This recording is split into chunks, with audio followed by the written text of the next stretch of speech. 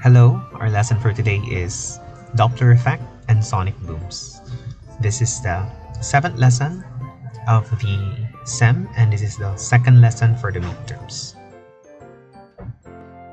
So today we'll describe the Doppler effect of sound waves, explain a sonic boom, and we'll calculate the frequency shift of sound from a moving object by the Doppler shift formula and calculate the speed of an object by the Doppler shift formula. There are two terms that are very important for this discussion. The first one is Doppler effect. Second one is sonic boom. So what is Doppler effect? The Doppler effect is a change in the observed pitch of a sound due to a relative motion between the source and the observer. So have you heard of an approaching ambulance or an approaching fire truck? Do you notice that the sound or pitch of the siren from those trucks, they change as the trucks pass you by? So the sound of a siren coming from an ambulance shifts from high pitch to low pitch as it passes by. The change in pitch generally means a change in frequency of the sound. We can see here in our diagram that the closer the ambulance is to you, the more sudden the shift. The faster the ambulance moves, the greater the shift. So, if the ambulance is approaching to you, you can hear a high frequency sound or high pitched sound. When the ambulance already passes you, then we can hear a low frequency or a low pitched sound. Sound emitted by a source spread out in spherical waves. As we can see here in our diagram, using a trumpet as our source of sound. So the source of sound here is a stationary source because this is not moving. Because the source, observers, and air are stationary, the wavelength and frequency are the same in all directions and to all observers. As the source of the sound moves towards the observer, the wavelength is reduced. As we can see here, the second picture here, this is an ambulance and its siren. So the ambulance is moving towards the observer and therefore the wavelength of the sound waves coming from the siren is reduced. And consequently, the frequency is increased in the direction of motion. Frequency, again, in terms of human hearing, that is equivalent to the word pitch. So we can hear a high-pitched sound as the ambulance moves towards the observer. So that the observer on the right or on the left, in this case, hears a higher pitched sound. The opposite is true when the source of the sound is moving from the observer, where the wavelength is increased and the frequency is reduced. So for example, we can see here a diagram below. An ambulance is moving away from the observer. The wavelength of the sound waves coming from the siren is gradually increasing and therefore the frequency is reduced. In terms of human hearing, we can hear a low pitched sound coming from the siren of an ambulance moving away from the observer. So, how do we measure the speed of sound? Or, what's the speed of sound in constant? So we'll explain in this slide that the speed of sound is constant for the same medium. Wavelength and frequency, again, they are related by the relationship V, or the speed of sound, is equal to F, frequency, times the wavelength of the sound. Remember that the sound moves in a medium and has the same speed in that medium whether the source is moving or not. So if the source of the sound is moving in a medium, for example in air, so the speed of sound for a moving source or not moving source is the same. So if you want to know the relationship or the speed of sound in one medium, all we have to do is just multiply the frequency of the sound to its wavelength and we'll find out that the speed of sound is constant. The relative motion of source and observer toward one another It increases the perceived frequency but not the speed of the sound. We can see here the source is moving and the observer is also moving. Observers X and Y. So both of the observers hear a different pitch of the sound coming from the source. But the speed of the sound coming from the source toward each of the observer is the same. In this slide, I am showing you the formula for the Doppler effect for a moving source. This is applicable if the observer is stationary, it means non-moving or not moving, and the source of sound is moving. So the formula is the frequency of the sound perceived by the observer is equal to the frequency of the sound as produced by the source. Frequencies are in terms of hertz, multiplied to the speed of sound given in the problem or in a particular situation, divided by still the speed of sound plus or minus the speed of the source. So the sign conventions plus and minus will depend if the source of sound is approaching the observer or receding the observer or from the observer. So if the source is approaching the observer, meaning toward the observer, we'll use the minus sign. If the source of sound is receding from the observer, that means going away, we will use the addition sign. Let's apply the formula in this example.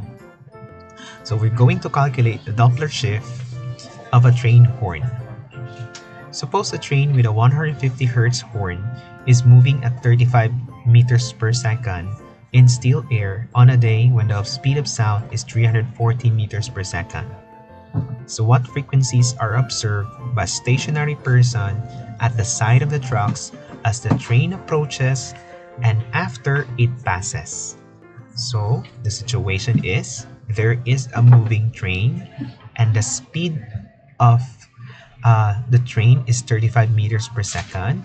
It produces a sound and the sound is coming from a horn and the horn produces a sound with a frequency of 150 Hertz. And then the speed of sound on that day is 340 meters per second. So we're going to solve for two things. Let's solve for the frequency as perceived by the observer when the train approaches and the frequency of the sound after the train passes the observer. So we're going to use the formula that we have mentioned in the previous slide. So the minus sign, take note, is used for the approaching train and the plus sign on the other hand for the receding train.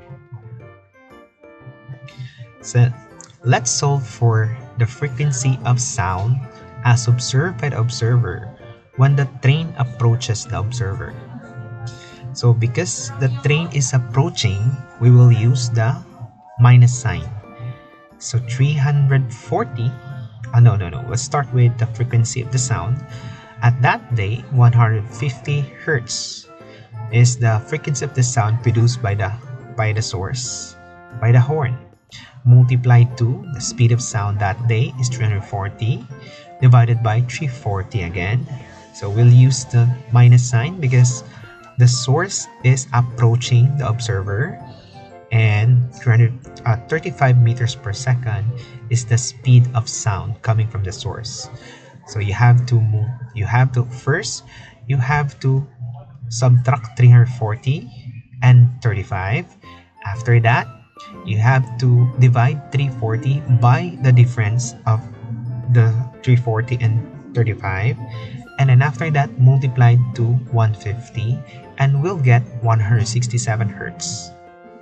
So therefore, the frequency of sound as perceived or heard by the stationary person at the side of the tracks of the train as the train approaches the person is 167 Hertz. What about after the train passes that person?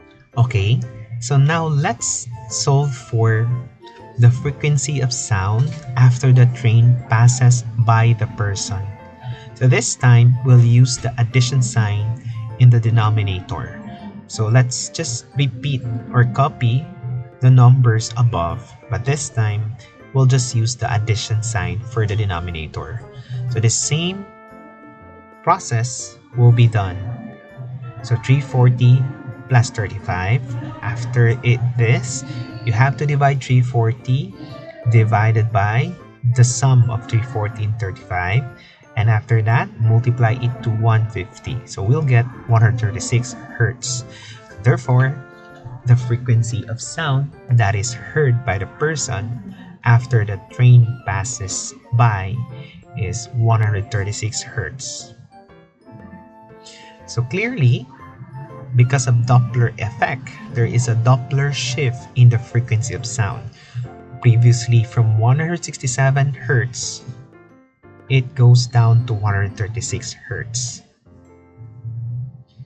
What about if the observer is moving, but this time the source is stationary? So for a moving observer and a stationary source, the formula is a little bit different, but it looks the same.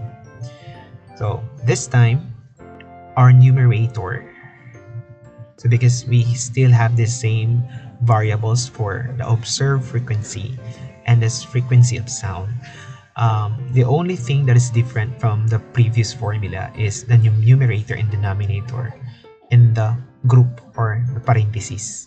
So we see that in the numerator, we now have the speed of sound plus or minus the speed of the observer, because this time the observer is moving and the source of sound is stationary, divided by the speed of sound.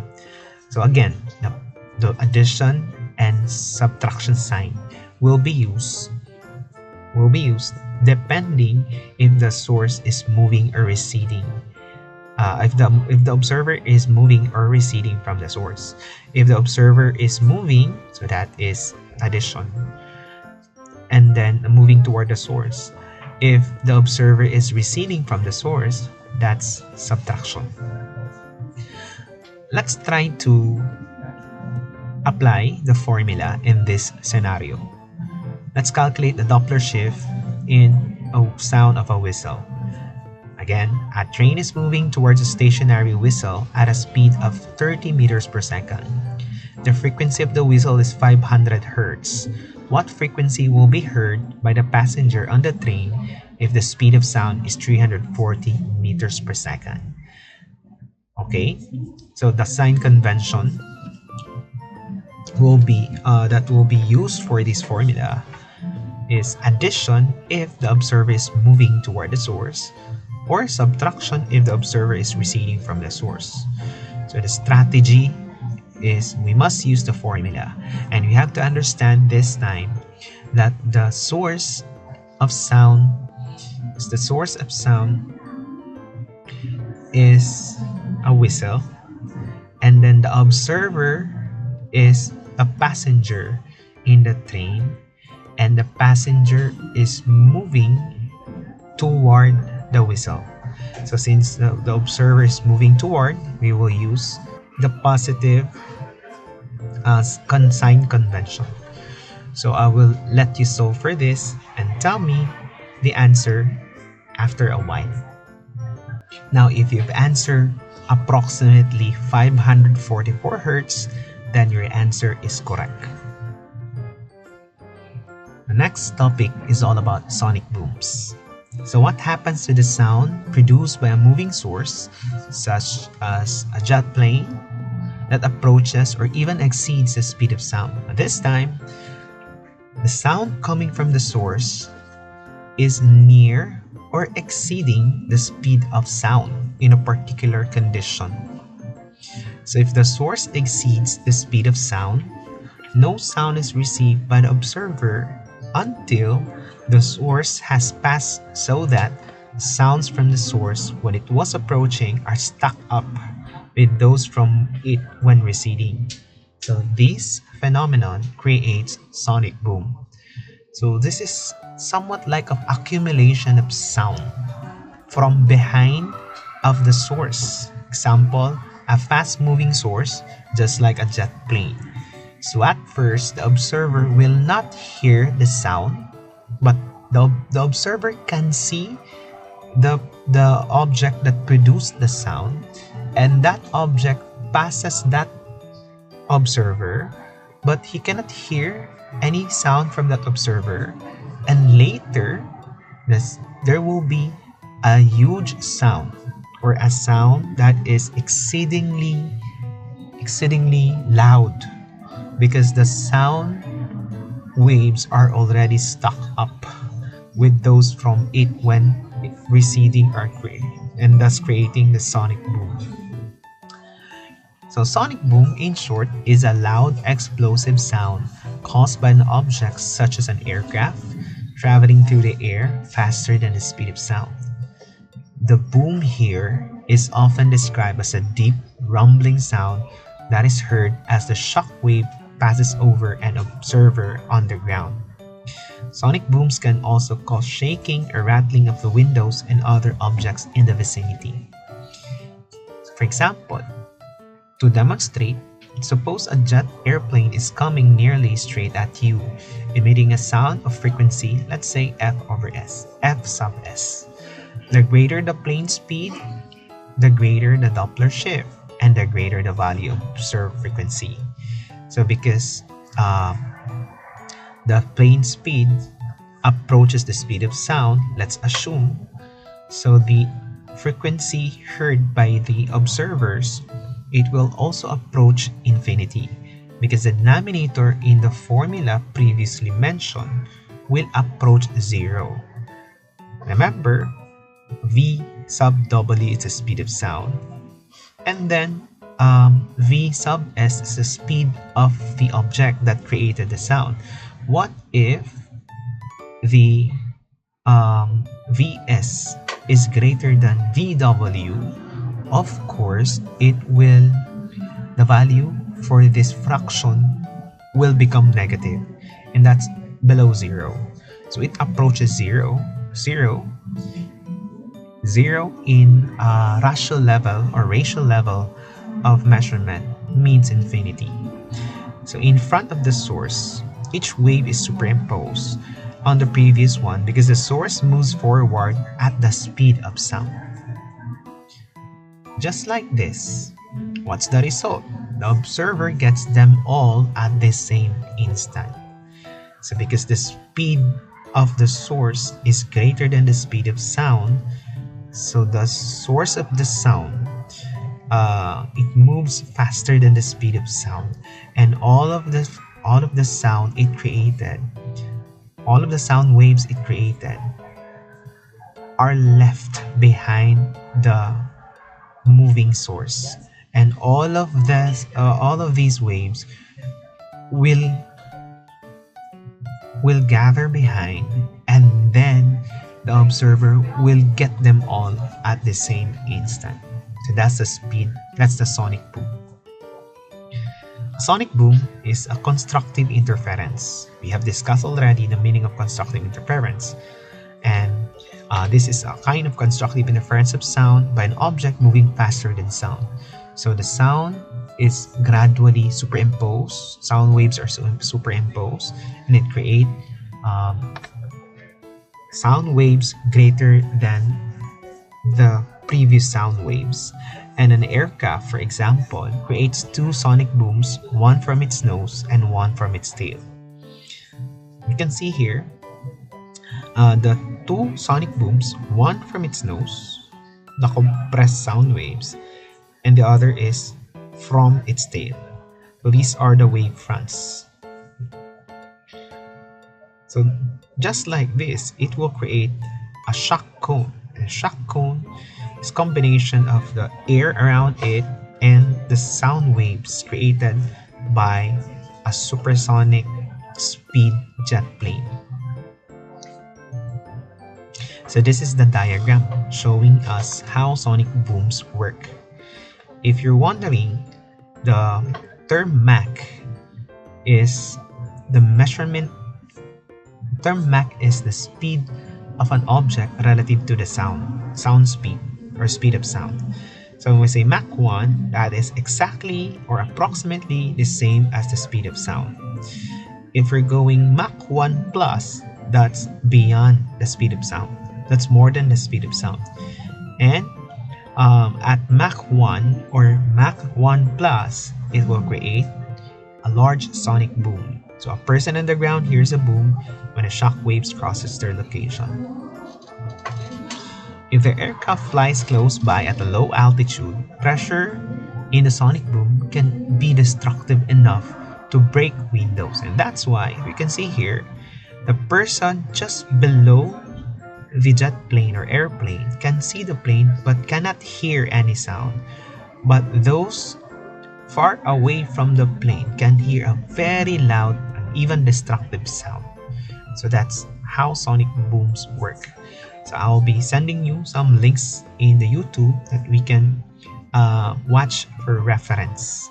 You can hear the sonic booms created by the planes passing the observers.